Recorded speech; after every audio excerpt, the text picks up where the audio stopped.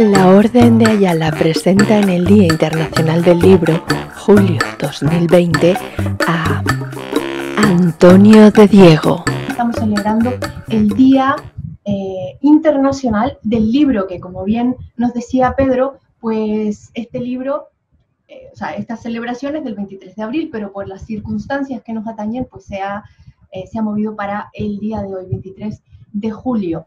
Y bueno, pues es un día que lo que busca, ¿no? El objetivo es precisamente el celebrar, el poner en relevancia todo lo que tiene que ver con el arte y la cultura, que es muy importante. Ya nos decía, nos comentaba Pedro, también nos ha dicho Brigitte y Macarena, en las entrevistas que hemos tenido en el transcurso de esta mañana, pues que la historia es muy importante, la cultura, el arte. Además son aspectos de nuestra vida que nos nutren de otra manera, ¿no? Nos nutrimos a través de los alimentos, que por cierto también es importante cuidarlo, y estamos también en un momento de cambio y de toma de conciencia, ¿no? De todo lo que nos alimenta. Nos alimenta la comida, claro, también nos alimenta la respiración, que es muy importante, y también pues nos alimenta la cultura, nos alimenta el arte, nos alimenta el conocimiento, la historia. Es importante, ¿no?, tomar en cuenta, siendo como una especie de resumen en este momento, mientras recibimos a nuestro siguiente autor, pues les voy a ir contando que de alguna manera tenemos varios aspectos, ¿eh? No somos solo lo que vemos, sino que está nuestro sistema de creencias, que es muy importante, por una parte, y lo que de alguna manera pues se reordena, vamos a decir, se reorganiza, es pues este sistema de creencias precisamente con la historia, con los conocimientos, con estas herramientas que nos ayudan a revisar, ¿no?, y a reorganizar, porque muchas veces estamos sufriendo, estamos padeciendo. Mira, por aquí ya tenemos a nuestro querido ponente Antonio de Diego, que también vamos a seguir con conocimientos fabulosos. Bueno, pues les decía que a veces sufrimos simplemente por ideas, por creencias, pero a veces revisando estas creencias, revisando estos conocimientos,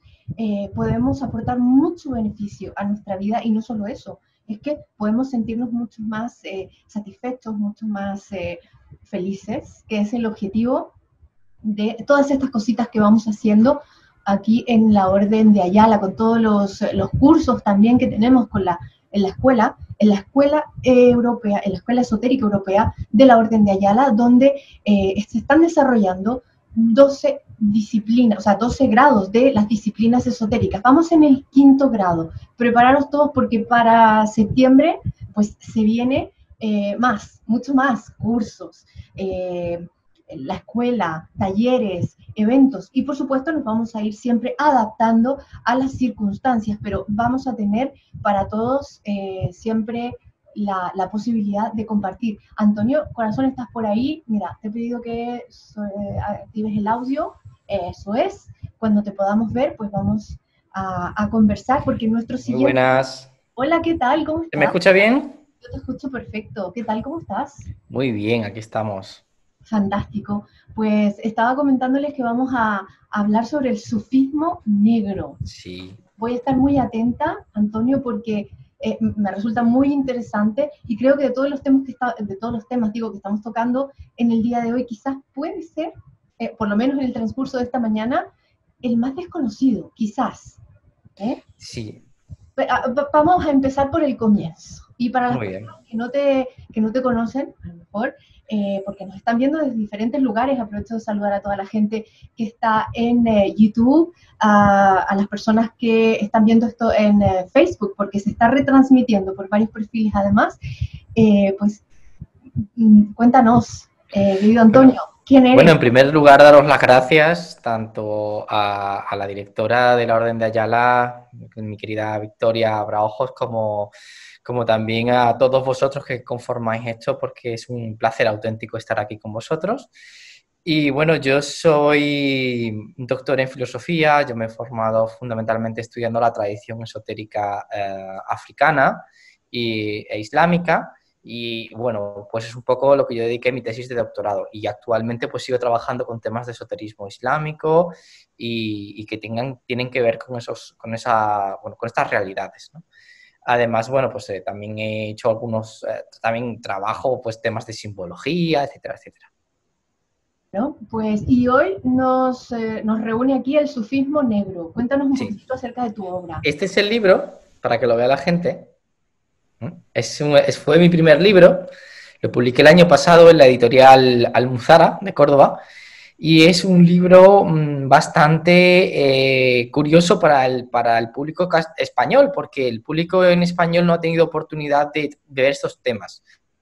Es el primer libro que recoge un poco la historia de lo que es el sufismo, lo que es el sufismo en África subsahariana, la tradición esotérica del Islam en lo que sería África por debajo del Sahara, ¿no? Se había escrito en la época, por ejemplo, en determinadas épocas se había escrito mucho sobre el esoterismo islámico.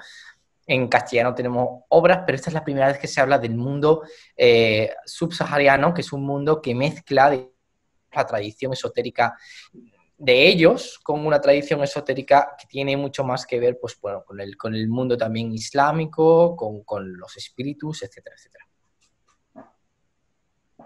Es muy potente. Además que, oye, en todo este mundo que nos estás contando, está el origen de muchas disciplinas que tienen que ver con la salud, que tienen que ver con el conocimiento espiritual, místico, esotérico, pero con la salud también. O sea que estamos hablando Sí. de una cultura muy rica, muy importante.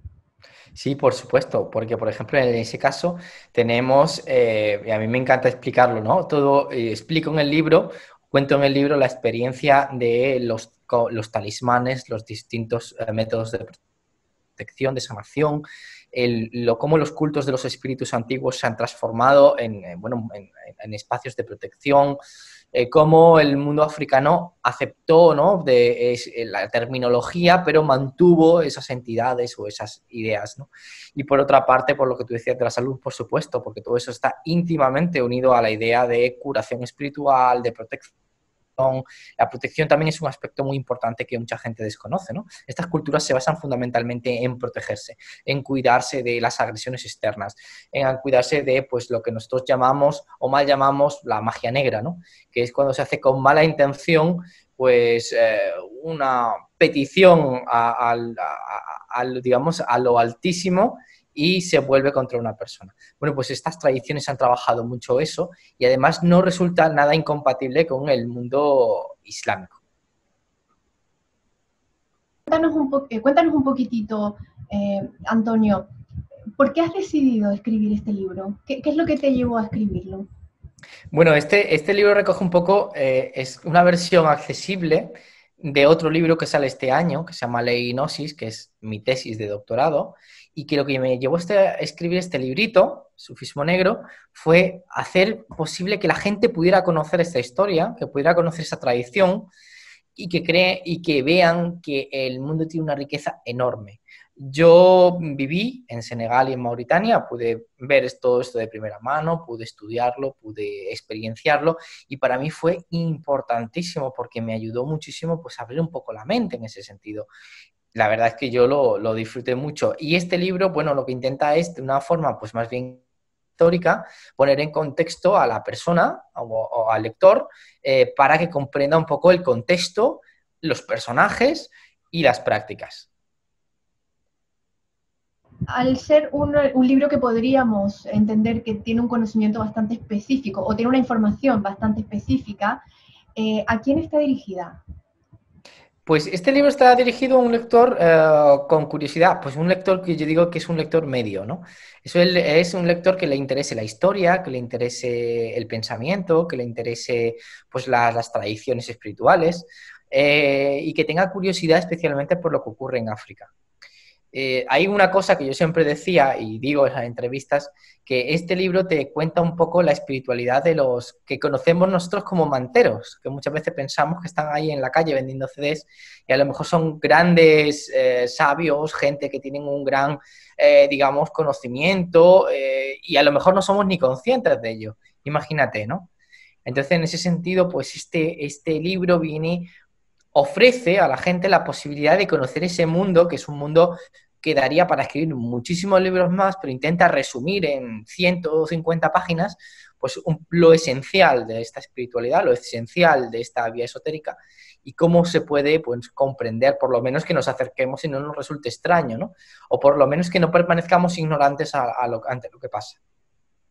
Es muy interesante, sobre todo cuando estamos hablando, precisamente lo decía, ¿no? En la introducción hablamos de que estamos en un momento en el que se remueven todos nuestros sistemas de creencias y en el que pues, a lo mejor hay muchas personas que tienen una serie de prejuicios, por ejemplo, o simplemente no creen directamente, ¿no? Sobre temas de, por ejemplo, lo que es la magia negra, todo lo que es el conocimiento y la sanación a través de caminos más eclécticos que están absolutamente alejados del método científico. Sin embargo, han sido la base de la ciencia moderna. Todos. Exactamente. Yo eso siempre se lo digo a mis alumnos cuando doy clase de filosofía, y es que tengan en cuenta que la distinción entre ciencia racional y lo que no es ciencia racional apenas tiene 100 años. Y eso ha hecho mucho daño porque hay veces que la comprensión del mundo, como tú bien dices, estamos en un momento de repensar los sistemas simbólicos, porque en todo sistema simbólico hay verdad.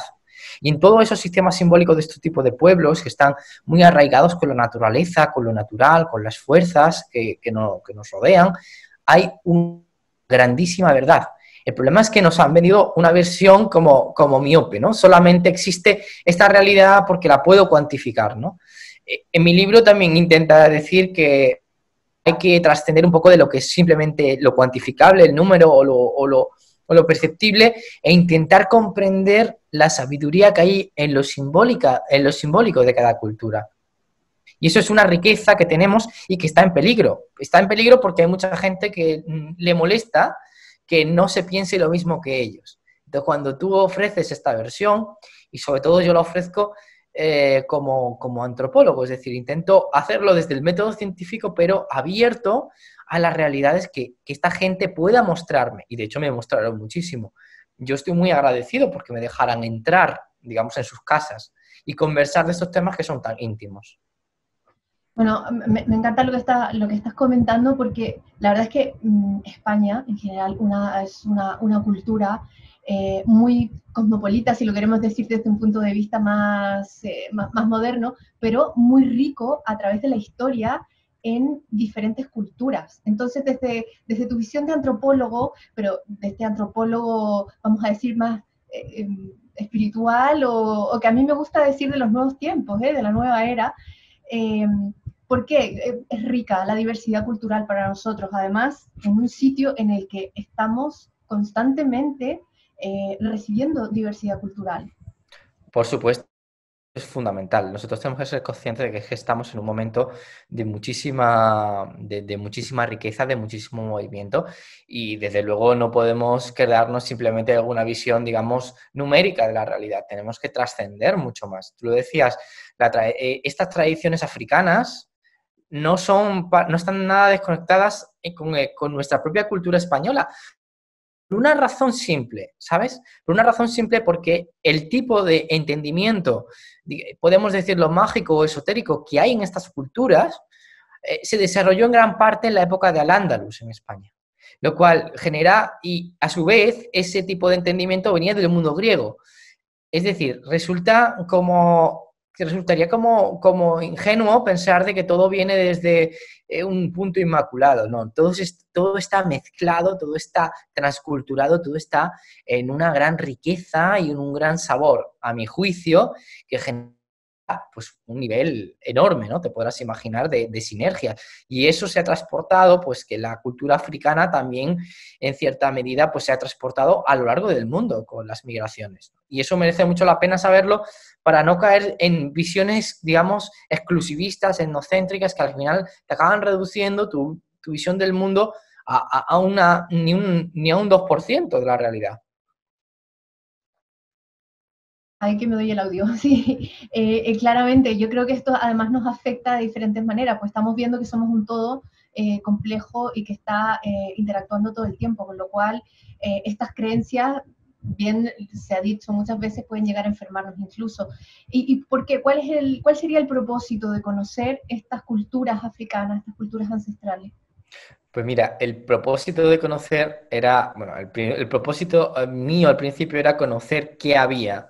Una vez que lo conocí, pues verlo como un posible camino de vida que te puede ayudar a comprender el mundo cotidiano, la dificultad cotidiana.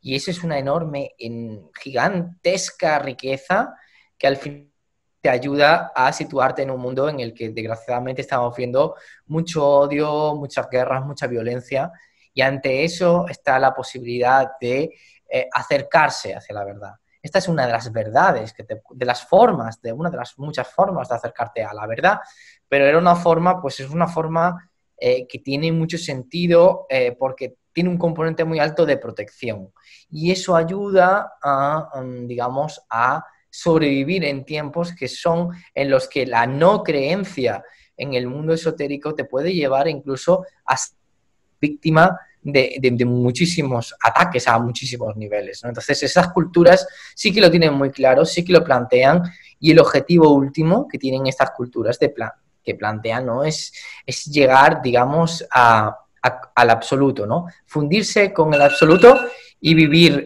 bien. Perdón. No te escucho. No pasa nada, perdón, sí, es que tengo el silencio, no pasa nada, estamos en rigurosísimo directo y Sí. aprovecho de animar a todas las personas que nos están viendo que si quieren hacerle preguntas a Antonio en directo, pues lo tenemos aquí para que puedan hacer llegar vuestras preguntas. Te sigo escuchando, Antonio. Perfecto. Entonces, lo que te decía, simplemente eso, ¿no? Fue una experiencia muy interesante, sobre todo para alguien que en principio no compartía su cultura, que estaba de una cultura alejada.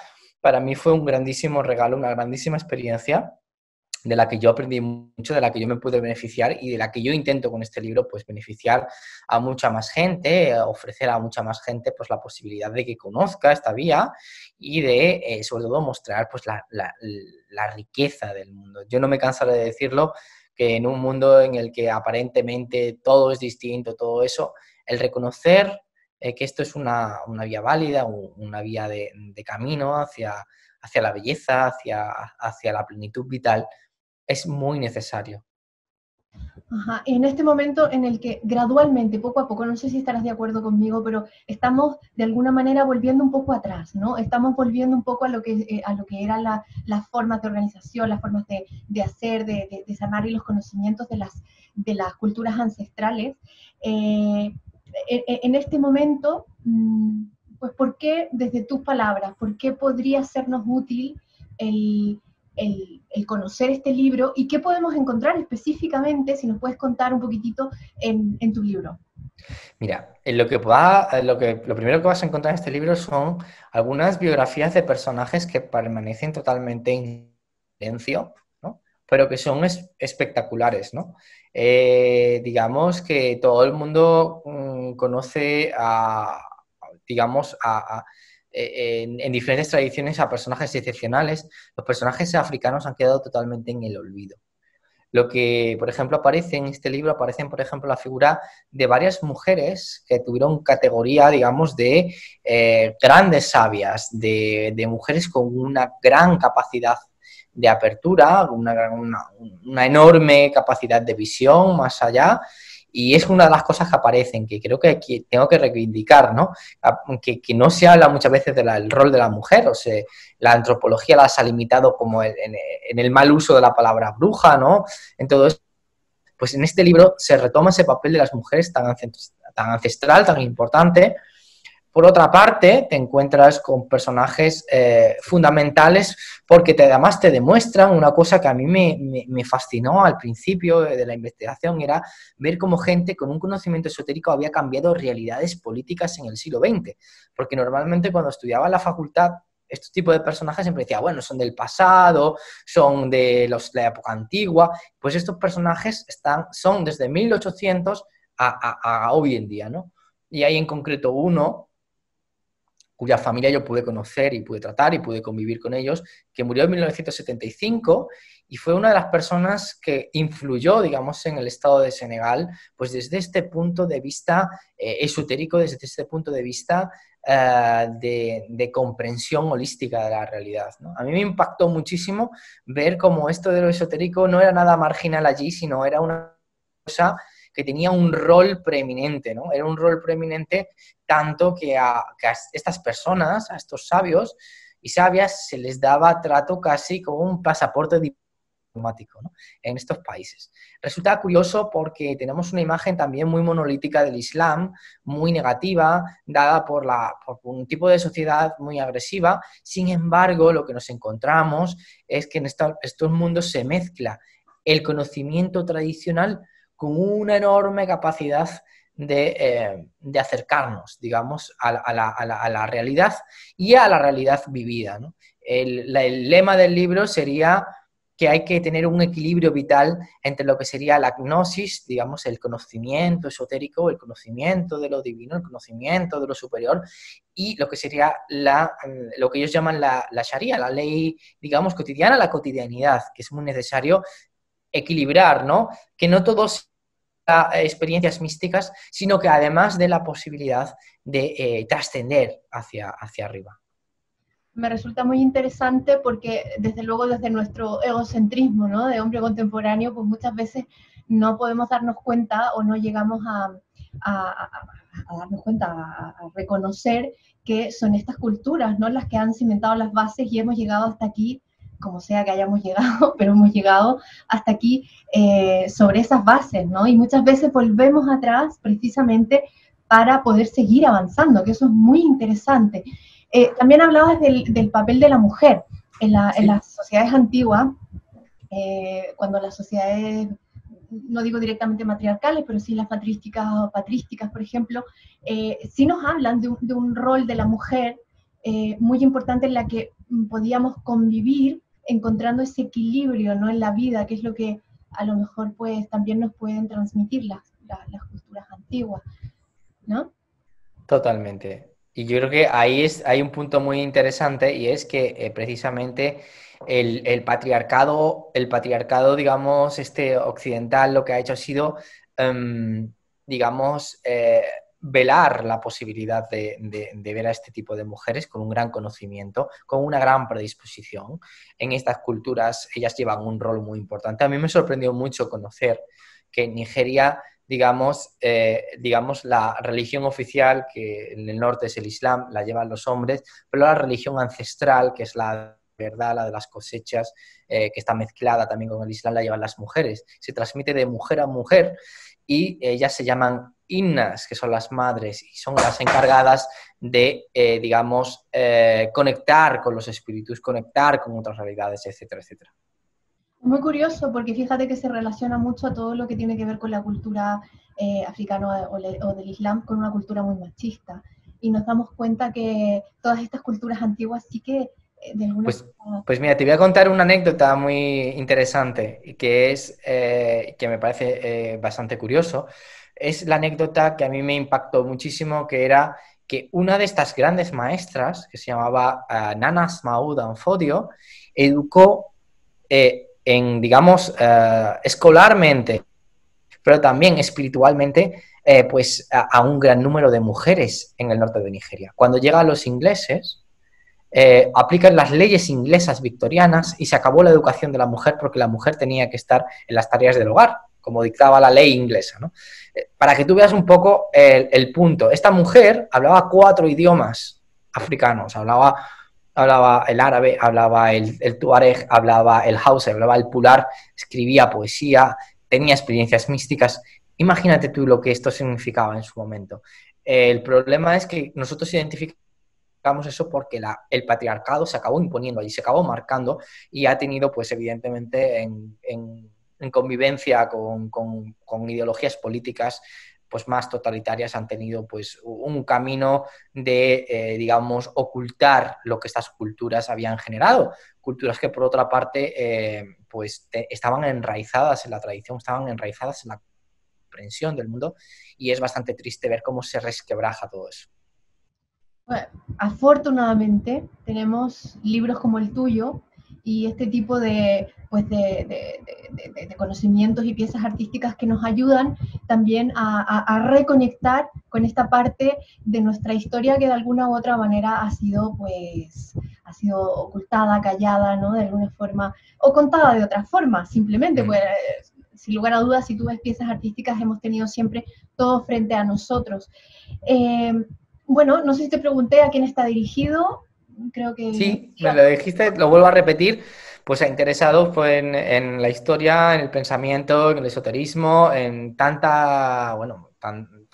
que le interese pues, esos temas culturales, ¿no?